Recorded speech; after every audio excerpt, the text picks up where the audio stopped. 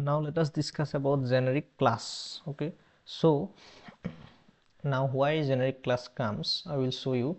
So for example, this example I will take. Okay, so for example, let's say we have a class of box. Okay, same example I am taking. So here let's say we have a variable var and the name is value. Okay, now let's say it is a type of any. Okay, it is a type of any. That means we can store anything in this variable. Okay, and by default I will keep here null. So I have made this value as nullable type using this question mark operator, and you can store anything because we are using any, correct?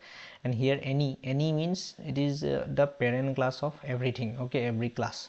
So this value is the reference variable of any. Okay, and we know that this is a basic concept that a reference variable of a of a parent class can store object of child class. Okay, here this value is the reference variable of any, which is the parent class of all class. So this value can store anything, any object of child class. And child class, let's say we want to store something called our custom class or string or integer, so anything we can store here. Okay, so for example, if you store 10, then there will be no any error. Okay, but you can also store hello, because all these things, all like string, integer, everything, every class are subclass of any. Okay, so this is the reference variable and this is the object. So reference variable of any can store object of child class. Okay, so that's why we are able to store. But using any, there will be a lot of issue. Instead of like here we are not using generic till now, we are not making this class generic, so there will be a lot of issue. For example, let's say first of all I will store null here. Okay, now I will create an object of this box. Okay, so for box of obj I will write is like obj of box. See, box is a class, correct? Okay, so we have created an object. Now this is the value, this is the member of this box class, so we can access this value using object, correct? So obj dot value, like this we can access, correct? So after access we can store anything. Let's say hello we want to store. Okay, now let me print the length. So println obj dot value dot length, we want to store, we want to print the length. But see here length property is not there. Okay, here length property is not there, some issue is showing. So smart cast to string is impossible because obj value is a mutable property that could have been sensed by this time. That means here see it can be anything, so here we cannot directly use this length property because it is of type any. Okay, here this issue means it is of type any, so we cannot store directly anything. So first of all we have to typecast it. Okay, so let me store this value to somewhere. Let's say string value. Okay, I will make it like this, string value, and I will typecast it. Okay, so string value as string. Okay, so here we have typecast this value. Okay, so now I will able to call the length property here. See, there is no any compile time issue. Okay, because here we are typecasting. Okay, this obj.value means this value. Okay, but it is of type any, correct? That's why we cannot use length directly. So before accessing length property we have to typecast it, because in the string only we have this length property, correct? So here we are typecasting and we are getting the value. Now we are calling the length property. Now there will be no any issue, it will print. See, it will print 5. Okay, see 5 it is getting printed because length of hello is 5. Okay, now let's say in the program, okay, in the program by mistake you have write 10. or 101, anything. Okay, 103, anything, because it is a program, correct? So let's say user has entered 103 instead of string. So now if you try to run this application, let me check what will happen. See, it is getting crashed. See, integer cannot be cast to of string. See, that means we cannot cast an integer to a string. That's why it is getting crashed. But while compile time we are not getting any issue. See, here real compilation is working, but at runtime only it is getting crashed. That means if you are making this code for your application, for your mobile app, then what will happen?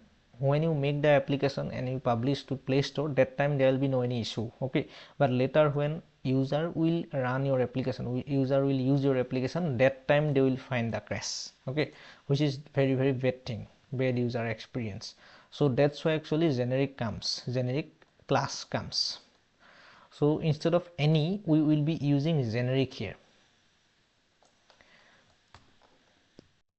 So instead of this one, what we will do, see, instead of making a normal class, we will be creating a generic class. How we can create?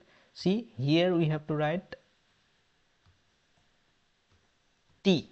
Okay, here we will write T, and instead of any, we will use T here. Now this becomes generic class. Okay, that means you can store anything, to this value, but you have to define the type while creating the object. For example, here I will show you. See, value, let's say you are creating the object. Okay, but see, you cannot create the object like this. Now see, here some error is there, not enough information to infer the type variable. Here T, this T we have to define while creating the object itself. That means this is a type of string. Here T is a string. Now we have written string, correct, in the angular bracket. That means this value will become type string. Okay, while creating the object we have to define. Let's say you want to create another object, obj2. That time you have to define the object, let's say box, and this time we want to use this value as a integer. So that time we have to write like this. See, we have created two objects. This is, let's say, object 1. This is object 1 of type string. This is object 2 of box of type int. That means it is a object of box type but of string type. It is a object of box of int type. Okay, that means here value will be integer for this one, and for this one value will be string. So how it will help? See, now let's say we want to access the value. So see, value we can access, and we can print, or we can store hello. Okay, there is no any issue. But now let's say you want to store 10 or any integer, let's say 20. See, now we are getting the issue. See, the integer literal does not conform to expect type string. That means, see, here we have defined this object, this value, this member, this class as a string type of box, correct? So here you cannot store 20. By at the time of compile time itself it will show error, so that you cannot compile the code itself. That means you cannot make the app itself. Okay, so that time only while making the app itself it will show you the error, so that you can correct it at the time of making your application. Okay, so this is better than the runtime crash.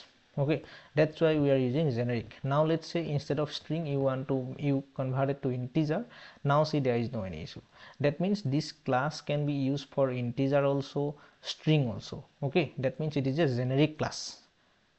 But to stop the issue with any, earlier we are using any, that time we have some issue while running the application, it was crashing.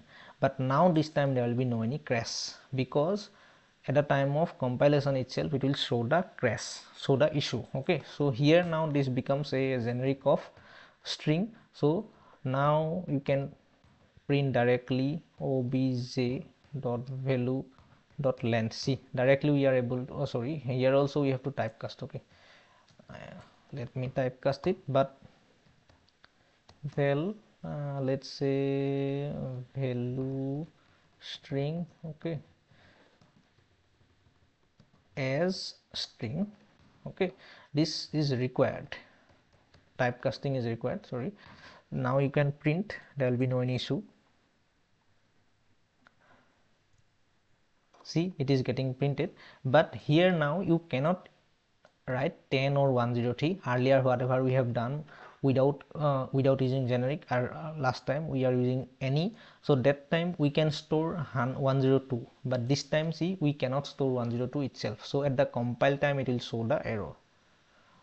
But here what is the advantage of generic? See, for integer and string we have to create different object, okay, but the class code is same. That is the advantage of generic. That means we have to create only one time, okay, we have to write the program only one time in this class.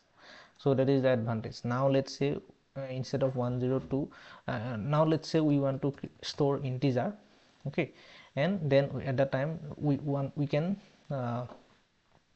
store 102, okay, but we already know this is an integer, so we cannot, no need to typecast it, and value will be not there, so directly we can print the value. So 102 will be printed. See, 102 is getting printed, okay.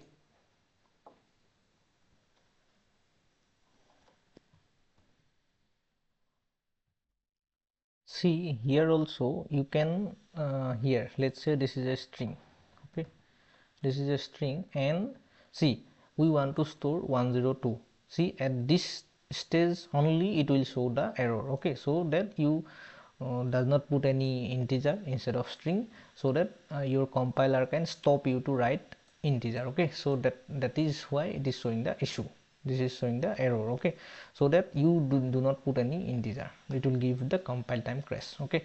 But later let's say you have put integer here, okay, this is of type int, you put and you typecast, okay, so at this stage you will not get any issue because this is of integer, you are storing integer, correct. But here typecasting error, this is runtime error, this will anyway come, okay. Here if you run this application it will crash, it will runtime crash. Even if we are using generic that time also it will give the crash, because here it is of integer and you are storing integer only, but later only you are typecasting, correct. So typecasting will not be prevented, okay, at the compile time, but you cannot store anything here itself. Let's say this is of integer and you are storing string, so this will give you error. So at this stage you will be able to fix your issue, okay, using generic. But without generic, here also there will be no any issue. For example, if you remove it, you make it any, see here there is no any issue. So this time you will not able to get your like program correct before running your application. Now it will crash anyway. See, here also there is no any issue, it is not showing any error, so your app will definitely crash at runtime, okay. So these things are prevented using the generic thing, okay.